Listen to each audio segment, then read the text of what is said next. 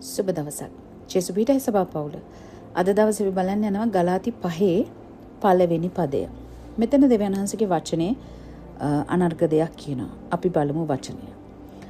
ක්‍රිස්තුස් වහන්සේ අපිව මුදව ගත්තේ නිදහස්කම ඇතුව සිටීමටය. එබැවින් දාසකම නැමැති වියගහට නැවත හසු නොවි ස්ථීරව සිටපල්ලා. ආමෙන්.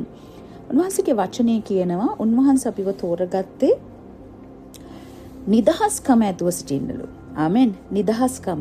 ඉතින් ඇත්තටම උන්වහන්සේ කල්වරියට ගිහිල්ලා උන්වහන්සේගේ අනර්ග ජීවිතයේ අපි වගේ පෞකාර උදෙසා පූජා කරලා අපිව මුදව ගත්තේ අපිට නිදහස්කම ඇතුව සිටින්න.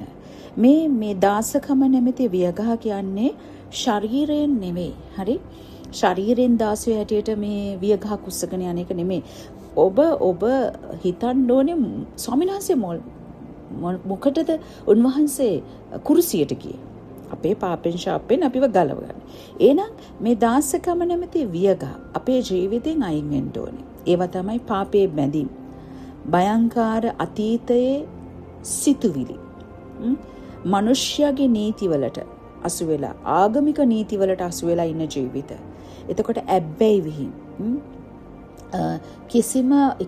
කිසිම තීරණයක් නැහැ. කිසිම අරමුණක් නැහැ. ඔහේ යන ජීවිත. මේවා තමයි දාසකම නැමැති වියගස්. ක්‍රිස්තුස් වහන්සේ තුල ඉන්නකොට උන්වහන්සේ කියනවා දැන් නිදහස්ව ඉන්න ඕනේ අපි. මේ වගේ කාලයක් හිටියා. ඔබ තවමත් උන්වහන්සේව පිළි අරගෙනත් උන්වහන්සේත් එක්ක යන ගමනෙත් මේ වගේ දේවල් තියෙනවද? ඒකයි කියන්නේ. ඔගලන්ව දැනන්සේ මුදවගෙන තියෙන නිදහස්කම ඇතුව සිටින්න. ඒ නිසා දාසකම නැමැති වියගහට අසු වෙන්න එපා. ක්‍රිස්තුස් වහන්සේ අපිව මුදව ගත්තා. මේකේ ලොකු ගැඹුරු අර්ථයක් තියෙනවා පවුල. මුදව ගත්තා කියන්නේ අපිට මම ඉස්සෙල්ලා කිව්වා වගේ උන්වහන්සේ කල්වරියට ගිහලා උන්වහන්සේගේ ශරීරය පූජා කරලා අපිව මුදවගෙන ඒ හැමදේම නිදහස දීලා අපිට ස්වාමින් වහන්සේත් එක්ක හොඳ සම්බන්ධකමක් දීලා තියෙනවා. අපිට තේරෙනවා දැන් අපිට සුද්ධාත්මයන් වහන්සේ ඉන්නවා. අපි දෙයක් කරනකොට උන්වහන්සේ අපිට ඒත්තු ගන්නනවා. මේක වැරදි. ඔබ තාම ඉන්නේ අර දාසකම නැමැති වියගහේ. ඔබ තාම ජීවිතේ හදාගෙන නැහැ. ඒකට උත්සාහ කරනවා. නමුත් පරණ මතකයන්, පරණ භයංකාර සිතුවිලි නිසා ඔබට ඒක කරන්න බෑ. මේ කතා කරනවා. අපිට කතා කරන ඇතුලෙන් අපේ ආත්මරණ වහන්සේ. නමුත් ඔබ ඒකට ඇහුම්කන් දෙනවද?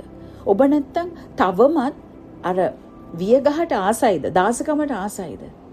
ඉතින් දෙවියන් වහන්සේ ඔබට කතා කරන්නේ. ඉතින් මිනිස්සු හැටියට උන්වහන්සේ අපිට උන්වහන්සේගේ නිදහසේ දොරටුව විවෘත කළ ඉවරයි. උන්වහන්සේගේ පූජාවත් සමග උන්වහන්සේගේ නැවත උත්ථානයත් සමග උන්වහන්සේ අපට එව්වව සුද්ධාත්මයන් වහන්සේත් එක්ක උන්වහන්සේ හැමදේම අපිට දීලා ඉවරයි. අපේ තීරණය, අපේ පරමාර්ථය වෙන්න ඕනේ ස්වාමින් වහන්සේත් එක්ක යන්නේ. ඒ වගේම ස්වාමින් වහන්සේගේ වචනය මෙතන කියනවා හරි ලස්සනට එබැවින් දාසකම නැමැති වියගාඩ නැවත අසු නොවි ස්ථීරව සිටපල්ලා. නැවත ආයේ පරණ දෙයට යන්න එපා. ස්ථීරව සිටින්න. නිදහස්කම ලැබීම වගේම ඒ නිදහස රැක ගැනීම වැදගත්. ආමෙන්. නිදහස ලැබෙනවා වගේම ඒක රැක ගන්න ඔයාට ලොකු අයිතිවාසිකමක් තියෙනවා. ඔයාට වගකීමක් තියෙනවා. අතීතයට ආපහු යන්නේක. පරණ ලස්සන සුන්දර නරක අතීතේ නමුත් සමහරක් තැන්වලදී හරි සුන්දරයි. ඒ කාලේ මේ වගේ පිස්සු නැටුව මේ වගේ කරා. නමුත් අපිට සිතිවිලි ගේන්න හැම වෙලෙම යක්ෂයා. ඒ වගේම තමයි පාපයේ පුරුදු වලට ආයි යන්න සිතිවිලි එනවා. ආයි නිකන් ආසාවක් එනවා. දෙවියන් වහන්සේගේ කරුණාවට වඩා තමන්ගේ ශක්තිය, තමන්ගේ උත්සාහය තමයි කියන සිතිවිලි එනවා. මේවා මේ ආයි අර පරණ දෙයට ඇදගන්න, පරණ දෙයට යන මාර්ග. ඉතින් අර ස්ථීර නැහැ. හෙලවෙනවා තාම. හෙලවෙනවා මනස, සෙලවෙන මනස. හරි. ඉතින් ඔබ ස්ථීර කරගන්න. නැවත වහල්කමට යන්න එපා. පාවුලතුමා එකයි කියන්නේ වහල්කමට යන්න එපා. ඔයාගේ ජීවිතයට මේ දේ තුල ඔයා යමක් ලබා ගන්න. දෙවියන් වහන්සේ ඔබව හැමදේ නිදහස් කරගලා. ක්‍රිස්තුස් වහන්සේ උන්වහන්සේගේ ජීවිතයේදීලා සියලු බර උන්වහන්සේ පිටට අරගත්තා. ඔයාට නිදහස්කම දුන්නා. හරි උන්වහන්සේ රජෙක් උන්වහන්සේ දාසෙක් වගේ මේ පොළවට ආවා.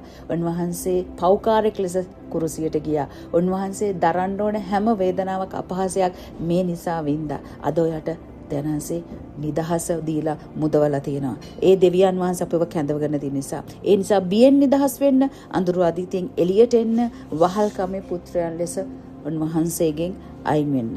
මන්ද දෙවියන් වහන්සේ මේ ඔබට කතා කරන ක්‍රිස්තුස් වහන්සේ තුල නිදහස ලැබූ කෙනා අතීතයේ සිරකරුවන් ලෙස නැවත ජීවත් විය යුතු නැහැ. ආමෙන්. අතීතයේ සිරකරුවන් ලෙස මේ සිරකරුවන් කියන්නේ දන්නවනේ කාලයක්ම සිරගෙදර අච්චු ලබාගෙන නොයෙකුත් දේත් එක්ක ඉන්නේ. ඉතින් ඒ දෙයට යන්න එපා.